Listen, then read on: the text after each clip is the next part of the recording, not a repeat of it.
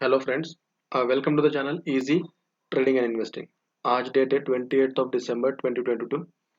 आज का अपना वीडियो है, कोई भी ट्रेडिंग रिलेटेड कुछ भी ये वीडियो नहीं है।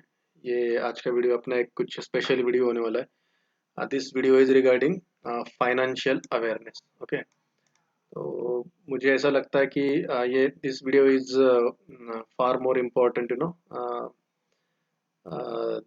देन ट्रेडिंग आल्सो, बिकॉज हमें हर एक को एटलीस्ट एक फिनेंशियली लिटरेट होना बहुत ज़रूरी है सबको।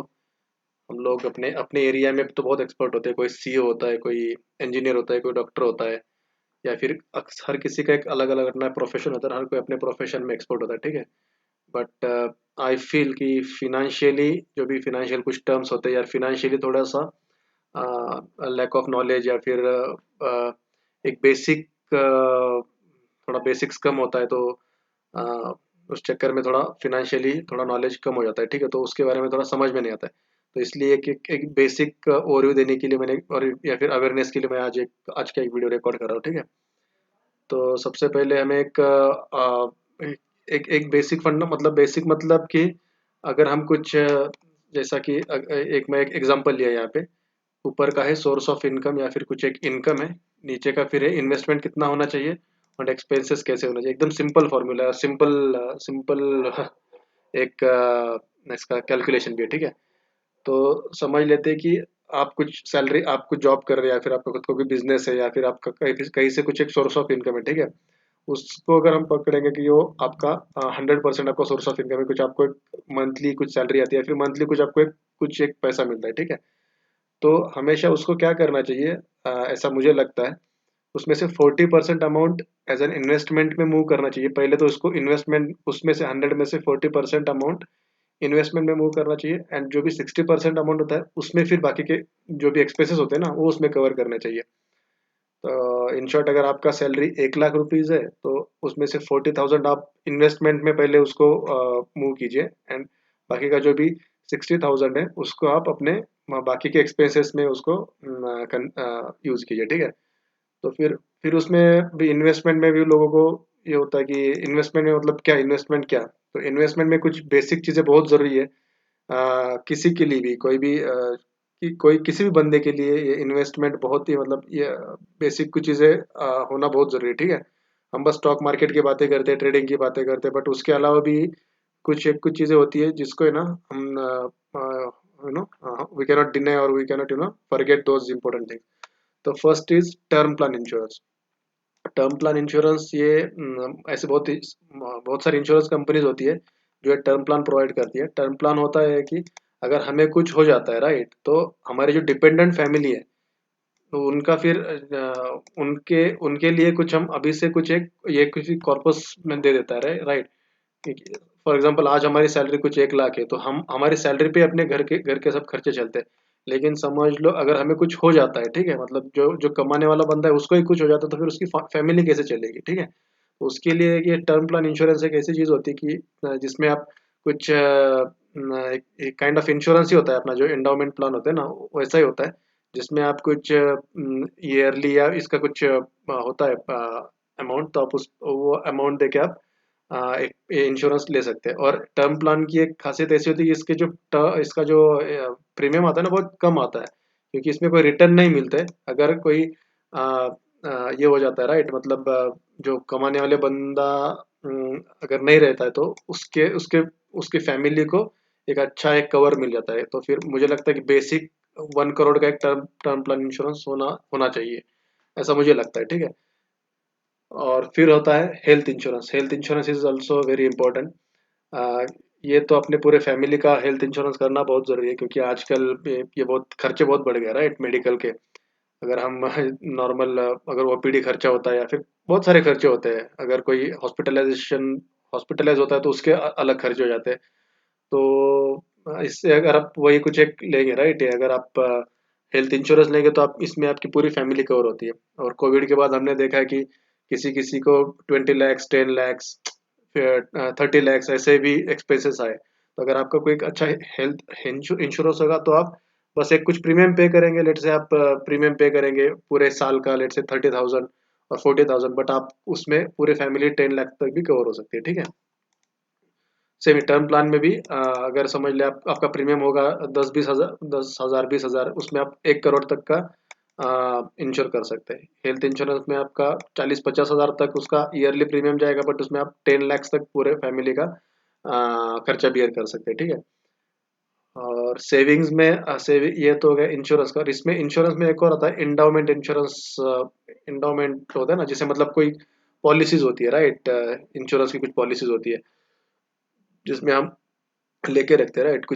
हम बोलते हैं ना, एक जनरल टर्म में बोलते हैं हाँ ये मेरी पॉलिसी है, वो मेरी पॉलिसी है। तो ये वो पॉलिसीज होती है कि बस एक ये इसमें ज्यादा पैसा इन्वेस्ट नहीं करना चाहिए, इसमें बहुत कम करना चाहिए, बट ये दोनों तो सबके होने ही चाहिए। These are must, okay.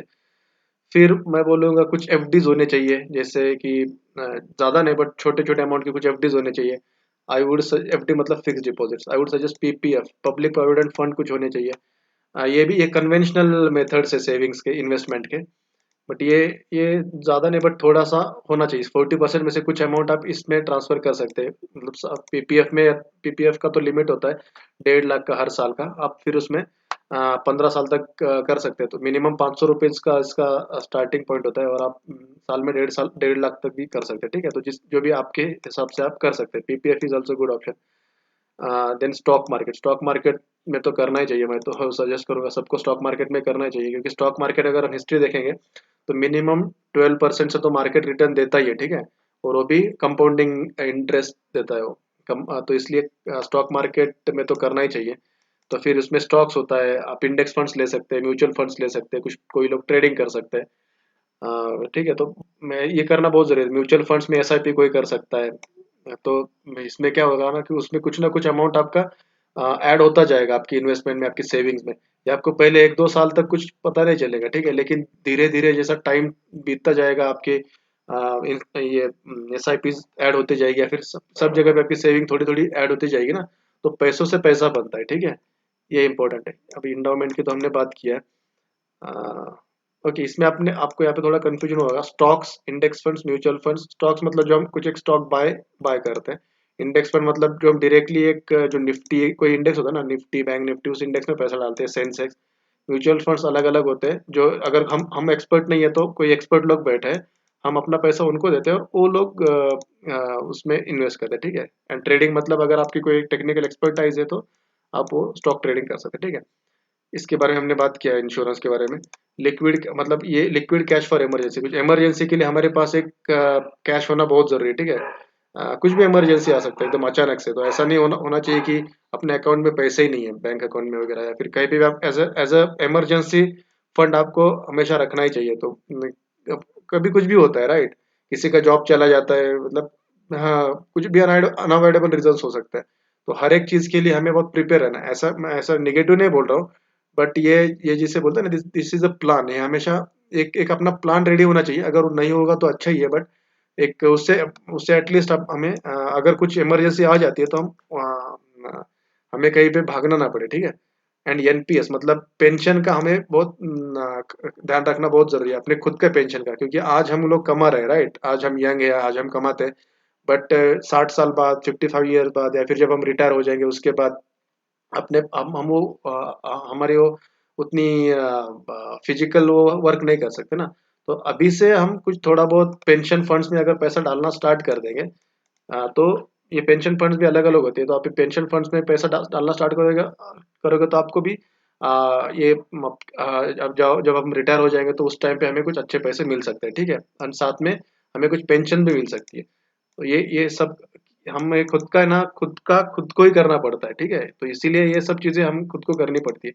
और फिर ये जब अपना पूरा इन्वेस्टमेंट हो जाएगा उसके बाद फिर हमें एक्सपेंसेस करने हैं। तो फिर हमारे मंथली एक्सपेंसेस जो अपने फिक्स रहते हैं, राइट, जो भी घर के एक्सपेंसेस है, जो भी अपने बिल्स है, जो भी घर के एक्सपेंसेस है, बिल्स है, वो तो हमें वो जो भी अपना राशन पानी है, जो वो तो अपना फिक्स फिक्स अपना खर्चा होता ही है।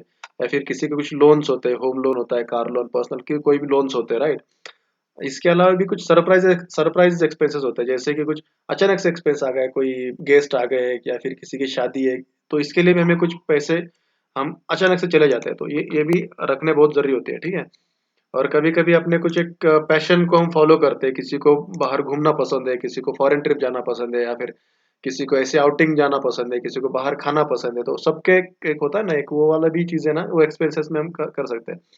और इसके अलावा ऐसा तो नहीं है कि बस पैसा बचाना है या फिर पैसा एकदम स्ट्रिक्टली उसको यूज़ करना है, लाइफ एंजॉय करना भी बहुत ज़रूरी है ना?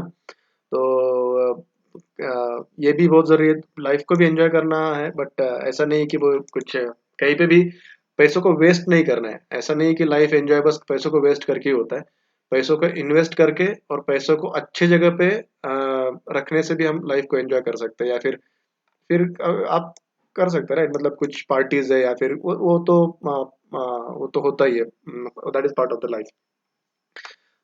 तो ये सब बनाने का हाँ, आ, मुझ- ये मतलब ये ऐसा मुझे लगा कि आ, हम बस एक ट्रेडिंग के पीछे भागते हैं, हम बस एक होता है ना कि बस पैसों के पीछे भागते हैं कि मेरे को ये करना है, मेरे को यहाँ से पैसा कमाना है, बट एक अगर हमें बेसिक अपनी चीजें प्रॉपर रखेंगे ना, तो अगले 5 साल बाद, 10 साल बाद आप आपका अकाउंट देखोगे तो आपको you will be shocked, okay, कि आपका एकदम से पैसा बहुत धीरे धीरे धीरे धीरे करके ग्रो हो जाता है, बट वो बहुत अच्छे से ग्रो हो जाता है, ठीक है। ये मैंने एक बुक पढ़ी थी, I would recommend that book also, the richest man in Babylon. वो छोटी बुक है, बट बहुत ही अच्छी बुक है। उसमें वो पूरी बुक का एक ही समरी है कि जो भी आप पैसा कमाते हैं ना, अगर आप 100 रुपीज कमाते हैं तो उसमें से 40 रुपीज कुछ पैसा आप कहीं पे इन्वेस्ट करो, दैट इज इम्पोर्टेंट। और फिर उसके बाद और कुछ 40 रुपीज का भी जब कुछ पैसा आएगा ना, तो उसमें से भी फिर उसका 40% आप और भी इन्वेस्ट करो। मतलब पैसों से पैसा फिर धीरे धीरे आप देखोगे बहुत ग्रो हो जाता है वो पैसा भी। तो ये मुझे लगा कि शायद ये हमें कुछ अवेयर होना बहुत जरूरी है ये हम टर्म प्लान को मिस कर जाते हैं, हेल्थ इंश्योरेंस हम ध्यान नहीं देते हैं, और कुछ कन्वेंशनल थिंग्स भी होती है जिसमें भी हम रख सकते हैं पैसा, है ना? तो ऑल राइट, तो यही एक पर्पस था आज के अपने वीडियो का। तो ठीक है, let me know what you think about the video. All right, तो thanks for watching the video, share the channel, subscribe the channel, and yeah, thanks for and yeah, always remember one thing, okay, believe in learning and enjoy learning. Thank you.